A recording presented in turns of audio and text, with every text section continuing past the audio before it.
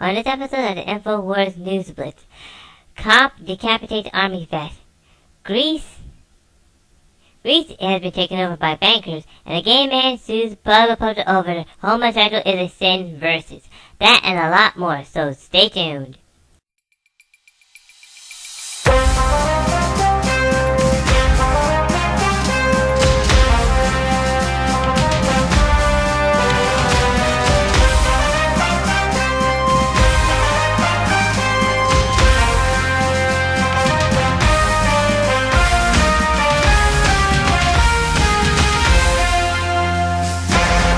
For the week of July the 13th, 2015, this is the first article of the day here. It's an article written by Matt Augustine. The title is called Cop Decapitates Army Vet with Cruiser on the Way to a Call. Didn't render aid, speeds off. If it was me, if I hit a cop and took off, what would happen to me? As the subtitle. It was written by Matt Augustus from the Free Thought Project. Bill McIntyre was a hard-working retired Army veteran who built fences for a living. Because of the negligent actions of a Tampa Bay cop, this 60-year-old man is now dead. He left behind a wife, three sons, a daughter, and 2 grandchildren. On the night of June 28th, McIntyre was on his way home when a Florida detective was on his way to a call about a robbery.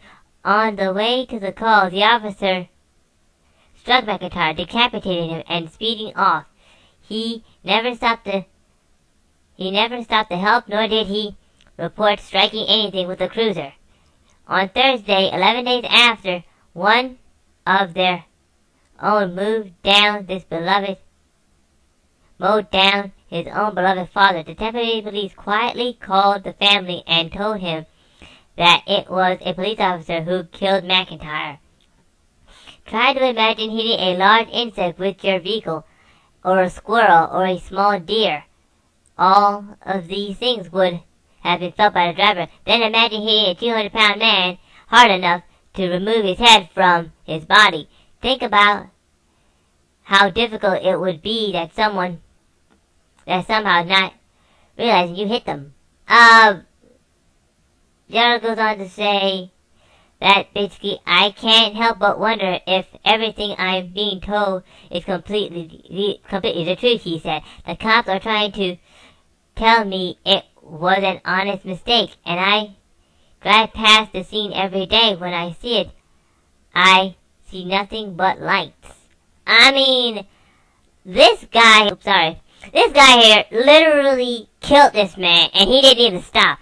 If I did that to a cop, basically, that would be known as involuntary manslaughter, and I would be charged and in jail.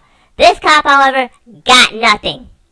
I mean, he's probably on the force right now doing the same thing. I mean, the cops are above the law, and something needs to be done.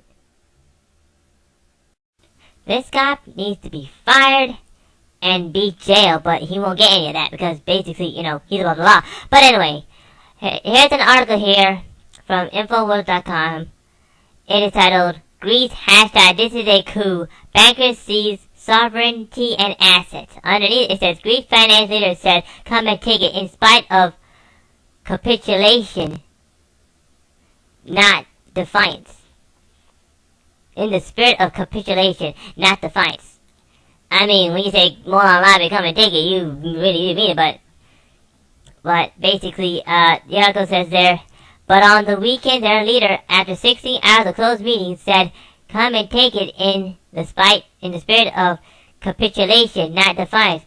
And austerity measures include tax increases, pension cuts, and even milk and bakery regulations will be made by the creditors, not Greece. And here is the actual clip right here. I'm going to sign off and let you hear it. But the lion's share of the debt is derivatives they've been signed on to.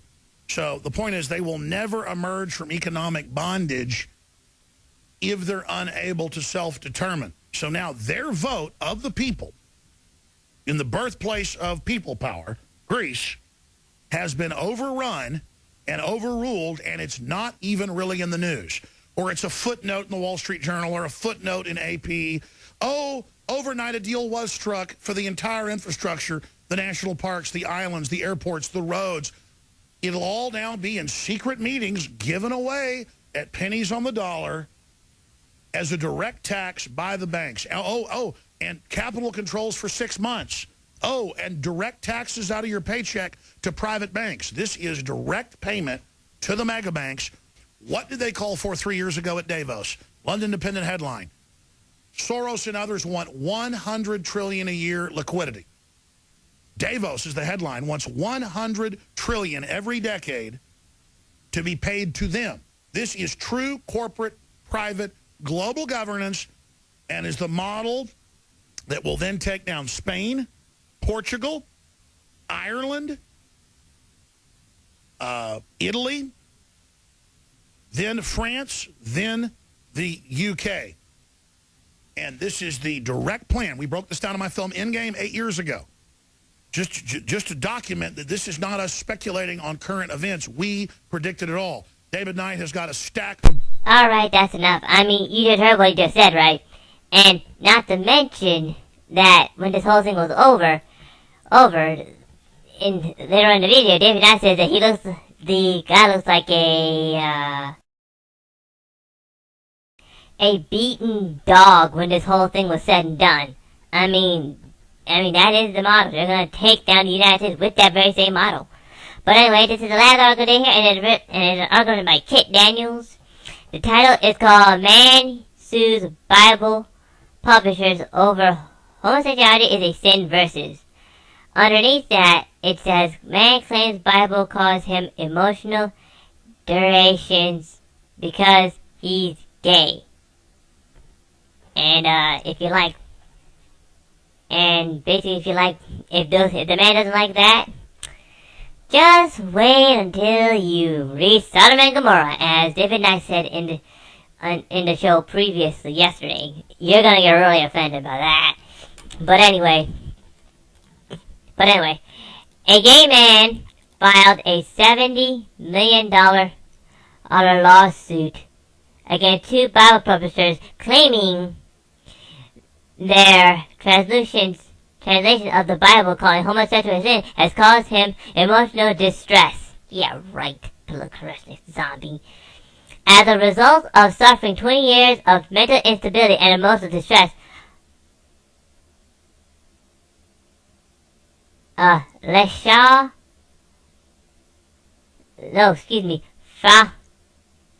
Fowler is using $60 million from Zenovian and $10 million from Thomas Nelson Publishing.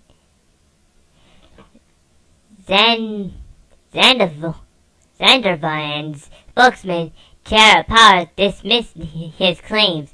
Since Zonderver did not translate the Bible or owns a copy of any translation we publish, we are not in a position to comment on the heritage of how a word should or should not be translated. She said, we rarely on the scholarly judgment of the high respected and credible translation committee behind each translation, and never alters the text of translations we license to publish. I mean, if you don't like it, then don't read the thing. Oh wait, that's right. This is actually another political correctness story. And thanks to this whole, quote-unquote, gays now legal in all 50 states, thanks to the Supreme Court, jerks, basically now, they have a footing now. And I hate to say it, I mean, this is a war on Christianity and wholesome and good. I mean, what's gonna stop these crooks? Basically nothing, since the bottom is now falling out. Well, that's all the articles I have for you today. If you'd like to read more about the articles, please go to the links below or go to Infowars.com or PrisonPlanet.com. Thank you for 100 articles just like this one I have read for you today. This is the Infowars Newsbit. I'm Info Live on Theme Rage number 3. Please like, subscribe, and donate. Bye-bye.